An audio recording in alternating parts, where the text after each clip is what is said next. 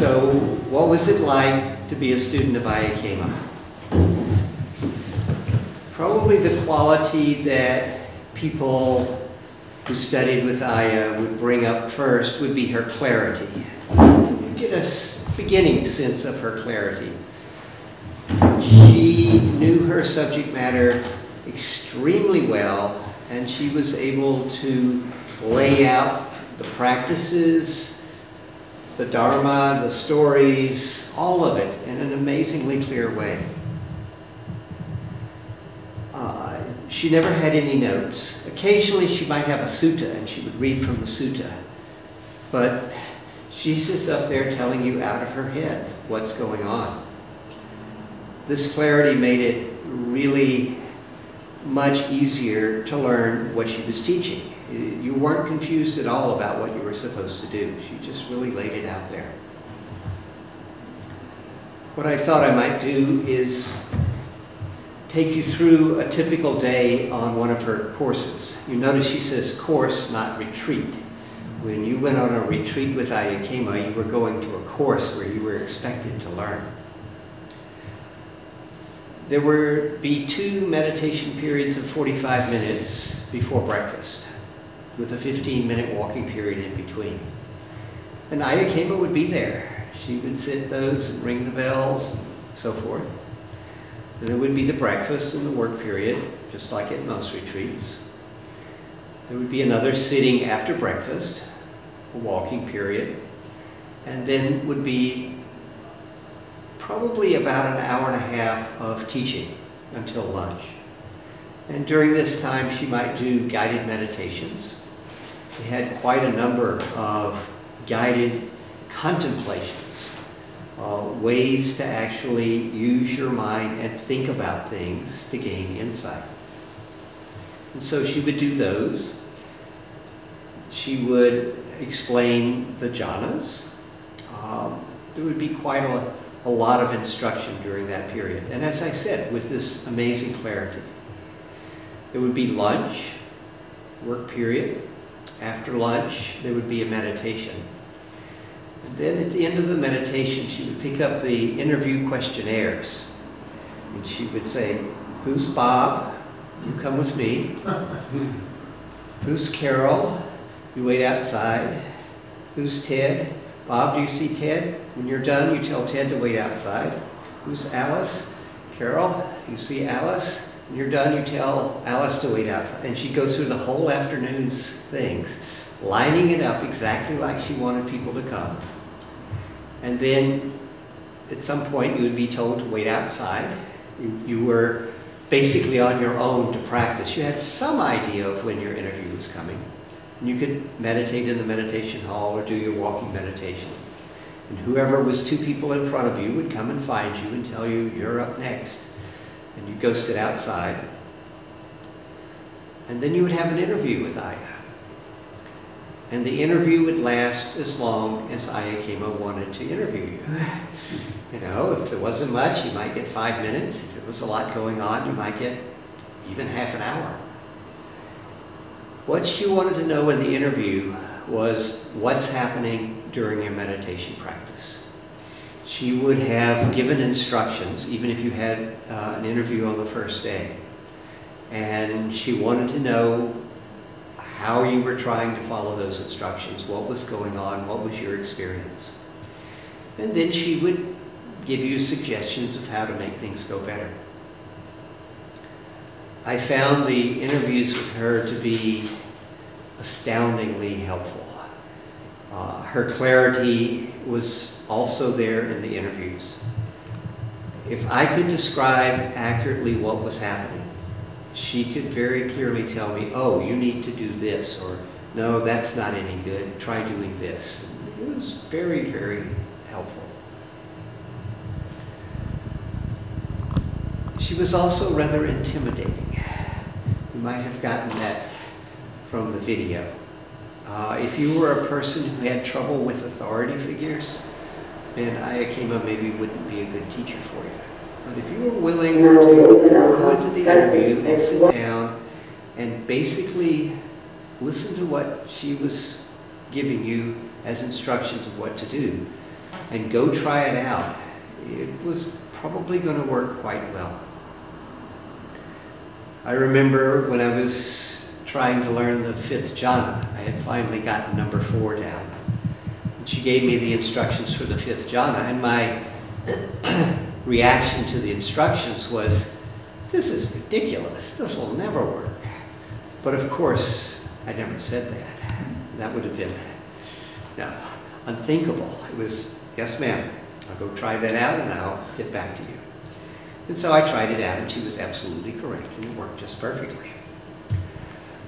She was also very generous with her interview time. She would give me the instructions for learning a new jhana, and then say, if you have any questions, see me.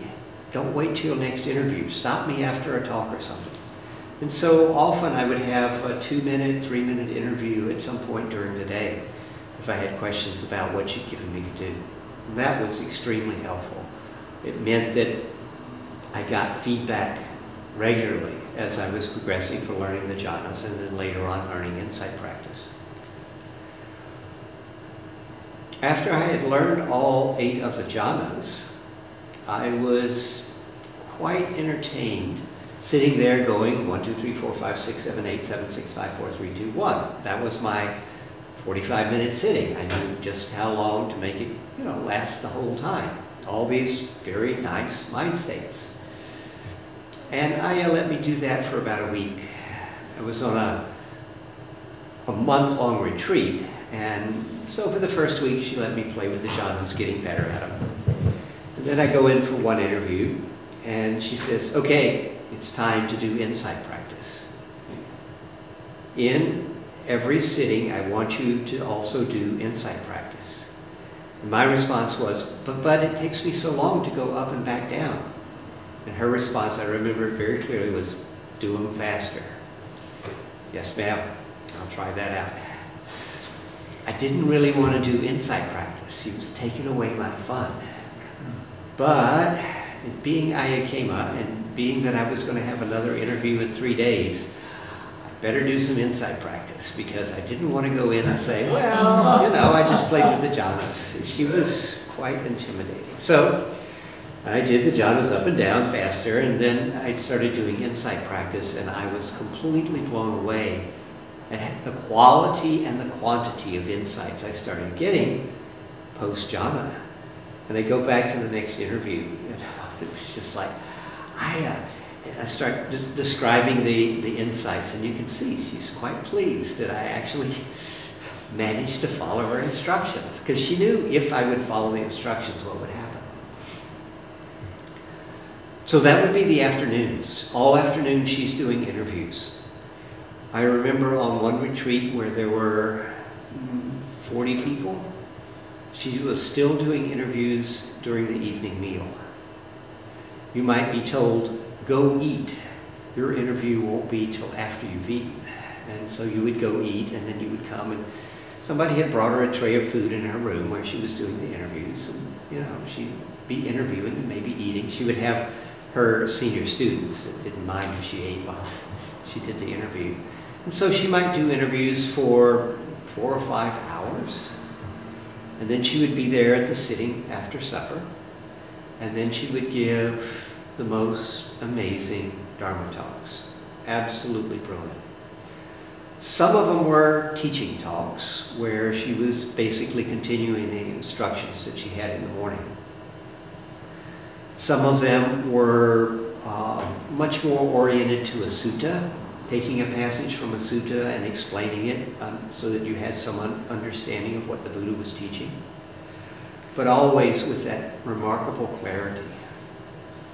And then there would be a question and answer session, and we'd stand up and stretch for 2 or 3 minutes, and then we'd sit down and she would do a guided metta meditation. And her guided metta meditations were quite powerful, quite different from anything I've heard from anyone else.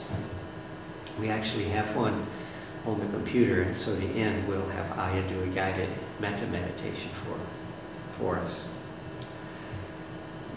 She was certainly the most remarkable person I ever met. There's a picture of her standing next to me, and she might have come up to my arm if I'd stuck it out. And yet, I thought of her as taller than me. She projected this incredible power. Being a student of hers was both a privilege and an incredible learning experience. She gave such clear direction that if you could just go try out what she was telling you to do, you were bound to learn some stuff. It was one of the best experiences of my whole life to be a student of hers. I saw her 3 weeks before she died. I went to visit her. She was in the hospital in Germany, though she got to go home a couple days later and live the last 3 weeks at home at Buddha House. When I went to her hospital room, it was clear that she was in pain, but she never complained. All she wanted to do was talk about the Dharma and how I should go about teaching it. I had at that point taught exactly one retreat and was scheduled to teach another one a week after that. She was totally unconcerned about dying. Her attitude was, yeah, my body's given out, time to go. It was like somebody, you're with a friend on the train platform and they say, well, the train's leaving, bye, and they get on the train and they go. That was her attitude towards death. It was quite inspiring to see somebody that close to death, fully cognizant that they were going to die quite soon, and completely unconcerned about it. And she just wanted to make sure I had some points of the Dharma clear and how I should go about teaching it. So I feel truly blessed to have been her student.